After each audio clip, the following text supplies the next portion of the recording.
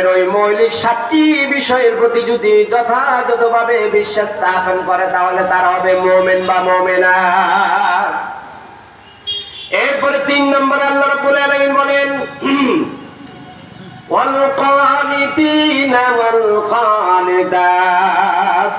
যেই সকল নারী এবং পুরুষের জন্য আল্লাহ মহান পুরস্কার রেডি রেখেছেন, ক্ষমার দরজা বুলন্দ করে রেখেছেন, তাদের ভিতরে 3 নম্বর ক্যাটাগরির লোক হলো 3 নম্বর নারী পুরুষ হলো যারা আল্লাহ এবং তার রাসূলের আনুগত্য করে।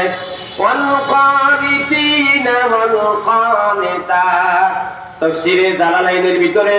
এই শব্দের তাফসীর করেছেন আতিউল্লাহ ওয়া রাসূলাহ, আই ইতাআত বিল্লাহি ওয়া রাসূলি, আল্লাহ এবং তার রাসূলকে যদি জীবনের প্রতিটি স্তরে প্রতিটি ক্ষেত্রে অনুকরণ করে, আল্লাহর আইন মানে, তাহলে আল্লাহ রাব্বুল আলামিন তাকে